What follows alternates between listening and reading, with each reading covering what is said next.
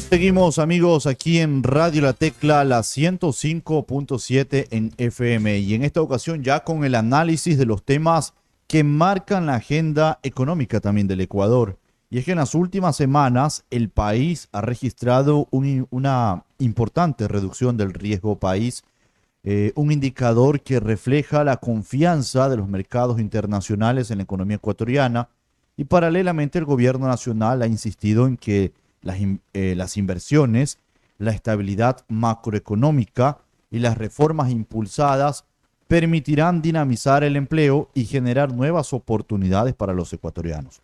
Para profundizar en estos temas, nos acompaña el economista y analista económico y político Osvaldo Burneo, a quien le damos la bienvenida. Economista, gracias por estar con nosotros. Bienvenido, buenos días.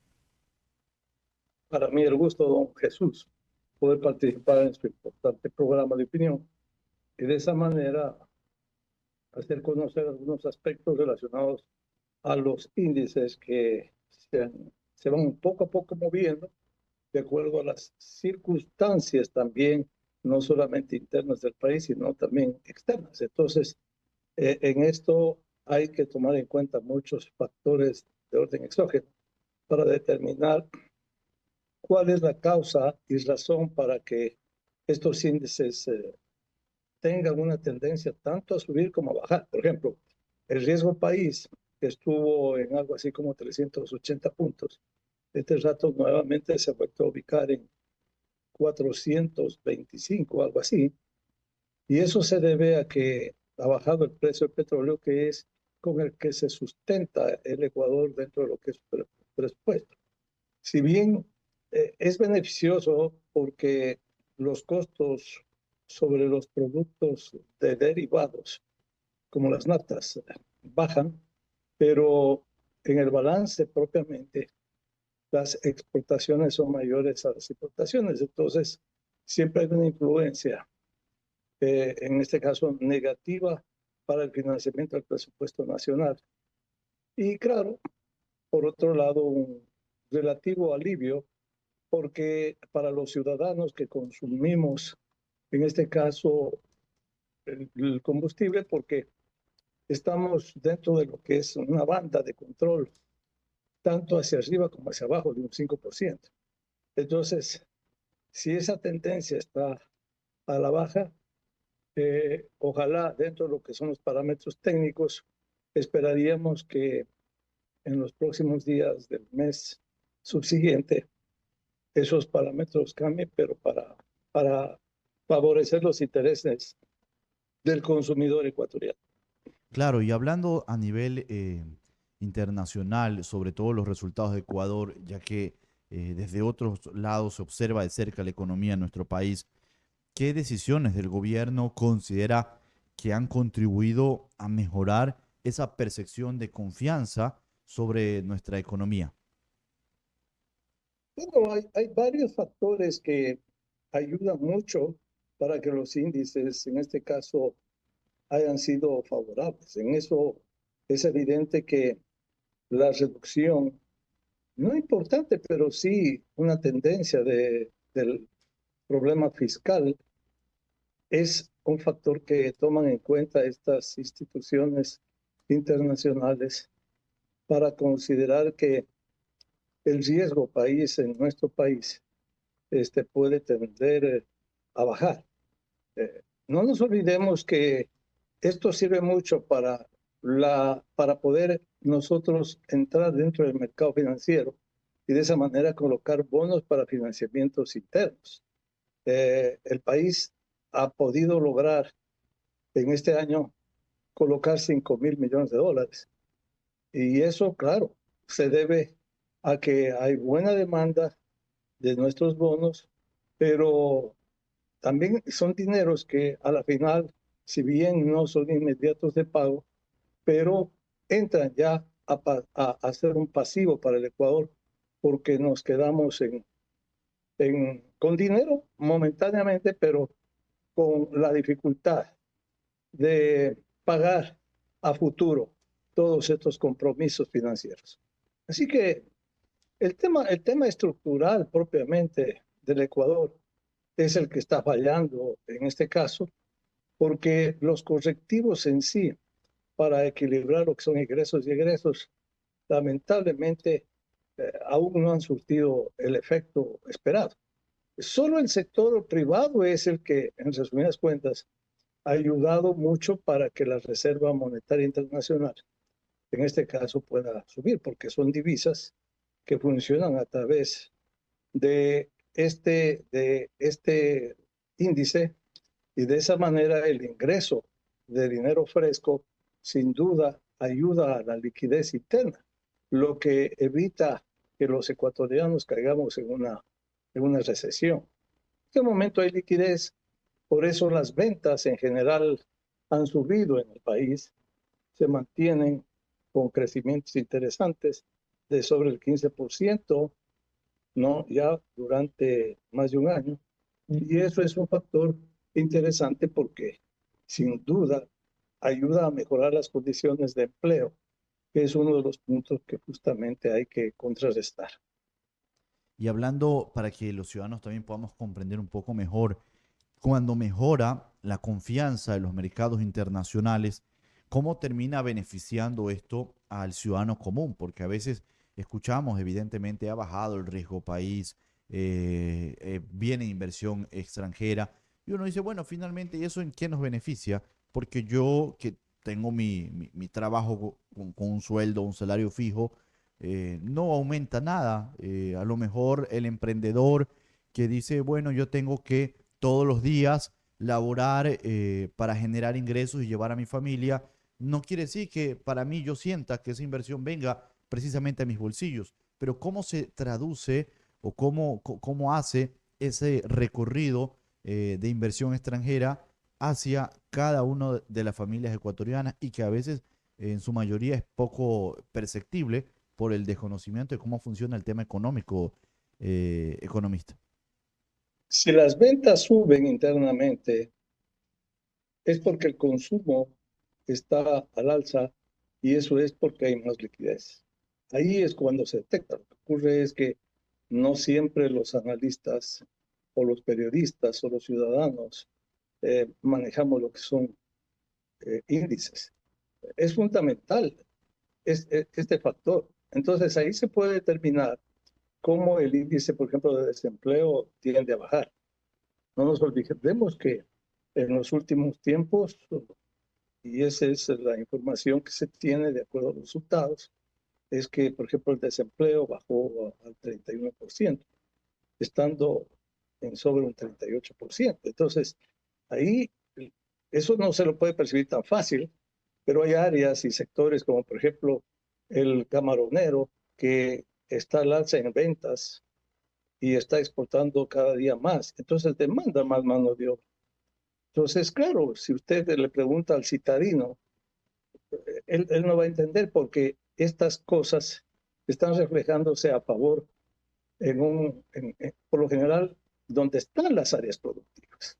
¿No es cierto? Lo mismo sucede con el banano, que ha mejorado ventas, y también eh, ha mejorado mucho lo que es la explotación minera. Entonces, poco a poco también eso se va incorporando dentro de lo que es la canasta de exportación. Entonces, mire, es imperceptible darse cuenta las mejorías, pero, pero por lo menos hay factores de aliento que por lo menos indican de que ciertas políticas generales de expansión son las que nos están de alguna manera manteniendo y sosteniendo de forma favorable. Así que eso no hay cómo desconocer. Decir que todo está mal porque sencillamente estamos en un año político y queremos echar la culpa a todo el gobierno, eso creo que ha sido la práctica de siempre. Es un sistema politiquero que no contribuye en este caso al bienestar del país. Hay que hablar con cifras y cuando nos remontamos a estos valores, sin lugar a dudas que hay mejorías. Ahora, el tema del gasto burocrático, sin duda que ahí tenemos serios inconvenientes, porque lamentablemente las leyes que tenemos en el país de orden laboral impiden para que se disminuya, en este caso, todo lo que es ese gasto oprobioso que está sobrando, o sea, que no tiene mayor sentido. Y claro, es difícil porque esto está anclado a las leyes de orden laboral y todo eso para no poder tomar medidas que den resultados favorables. Aquí, por lo menos, lo que sí se ha notado es que la tendencia al alza en tema gasto como que se ha frenado. Y eso es bueno, porque antes teníamos una tendencia eh, devoradora dentro de lo que es el crecimiento del gasto. Y eso es lo más pecaminoso que le puede suceder a un país en la parte macroeconómica. Entonces, aquí lo interesante sería de buscar ya nuevas fórmulas, por ejemplo, para que ciertas áreas estratégicas se incorporen, en este caso ya, a la participación de los capitales privados y de esa manera se hagan ciertas renovaciones de de este rubro que es de fundamental importancia para que empiece a mejorarse los índices de producción. No nos olvidemos que la caída es, ha sido enorme cuando teníamos 560,000 barriles de producción y ahora estamos con 460,000. Y eso se debe a que, por ejemplo, el ITT y también ya el rendimiento de ciertos pozos maduros les falta mantenimiento. Entonces, ahí lo que se tiene todavía que hacer es trabajo, pero eso cuesta. Por eso, el tema, por ejemplo, Sacha, de concesiones, tiene que vérselo ya con un sentido, en este caso, de, de trabajar la posibilidad para que haya inversión. Pero claro, ahí hay que aclarar mucho en respecto a que el Estado, por ejemplo, no tiene los recursos para hacerlo. Entonces hay que buscar alternativas que permitan que en este caso participe el Estado, pero también que participe la empresa privada, que son los que tienen los dineros. Por ejemplo, leí una propuesta interesante respecto al ministro de Energía, donde se hablaba de que se podría a Petroecuador insertar dentro del sistema de sociedad anónima, lo cual sería interesantísimo porque en esa forma esas acciones podrían ya ponerse en consideración de la Bolsa Internacional y por tanto podrían haber interesados en arriesgar dineros, en tanto en cuanto, claro, se les permita también a ellos entrar dentro de lo que es el campo administrativo, sin dejar a un lado el Estado, pero si no buscamos modalidades de refrescar y mejorar las condiciones para que estas instituciones se vuelvan más eficientes y se modernicen, el futuro es muy incierto. Economista, tenemos que cumplir con una mención publicitaria, pero al regresar, continúe por favor con nosotros. Queremos hablar precisamente de ese tema del empleo, que también el gobierno nacional ha anunciado que tiene propuestas interesantes con respecto a este tema. Vamos con esta mención publicitaria. Cada negocio que crece impulsa el desarrollo del Ecuador. Por eso en Banco del Pacífico apoyamos a las pequeñas empresas con soluciones de financiamiento que las ayudan a invertir, crecer y llegar más lejos. Porque cuando una pyme avanza, avanzamos todos. Banco del Pacífico, tu banco.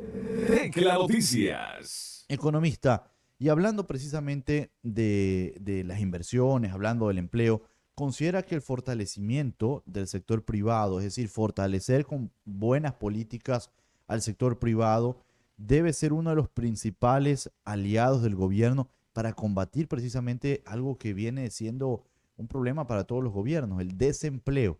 Es decir, si nos preocupamos en darle esa prioridad al sector privado con esas buenas políticas, nos estarían ayudando para el tema del desempleo, economista. Claro, o sea, tenemos que modernizar el Código de Trabajo, por ejemplo. El Código de Trabajo es muy rígido.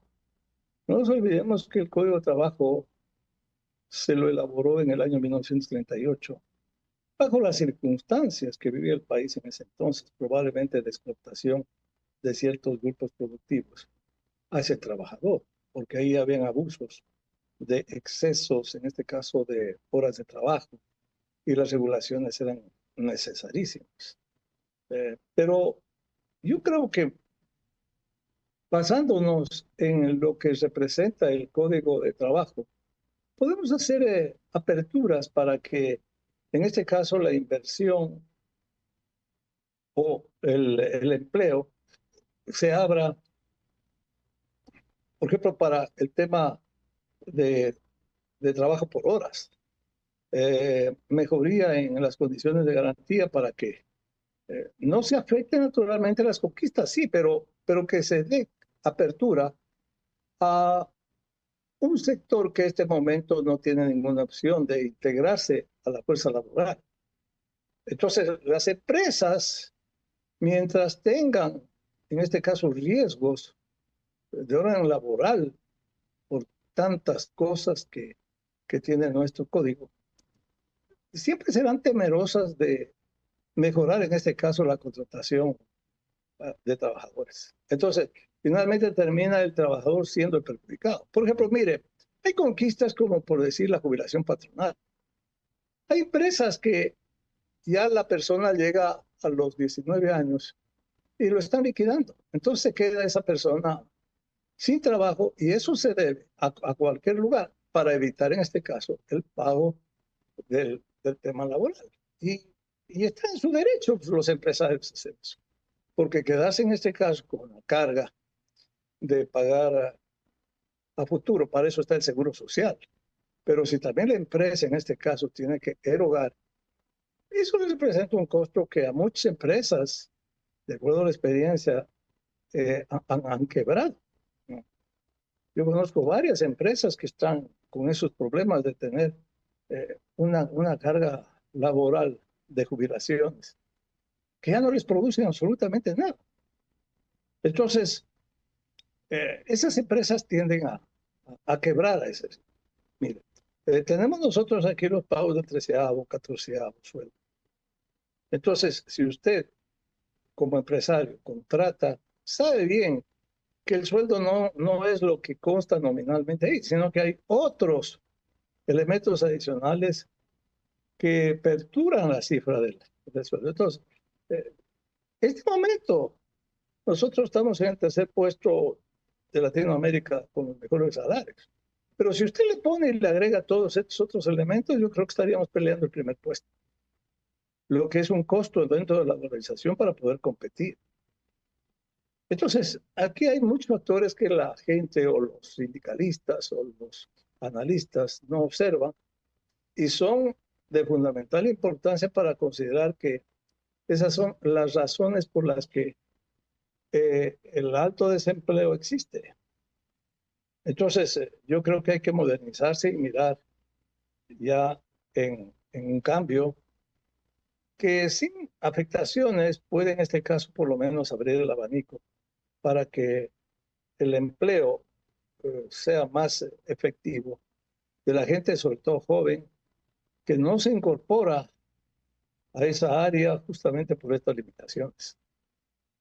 Así es. Y bueno, sobre todo ahora que el gobierno nacional está implementando nuevos programas para que, como por ejemplo, el empleo joven, donde se puede inscribir.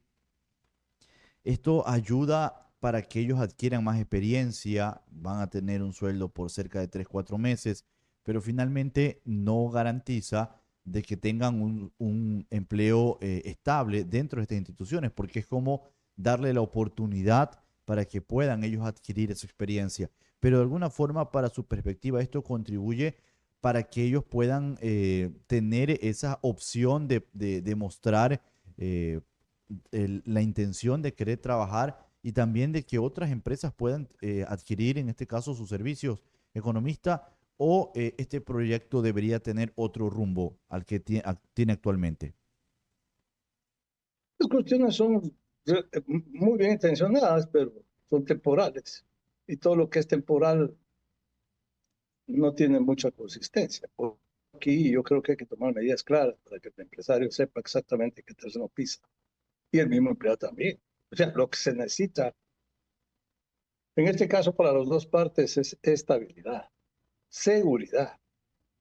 Algo que esto otro no, no ayuda a mayor cosa. Entonces, aquí hay mucho por hacer y creo que el país está quedado porque nadie se atreve, ya que esto lo manejan mucho los políticos y ha sido causa principal para que hayan tantos desequilibrios y problemas deficitarios dentro de lo que es el manejo del gasto, que es en este momento muy alto en relación a los ingresos.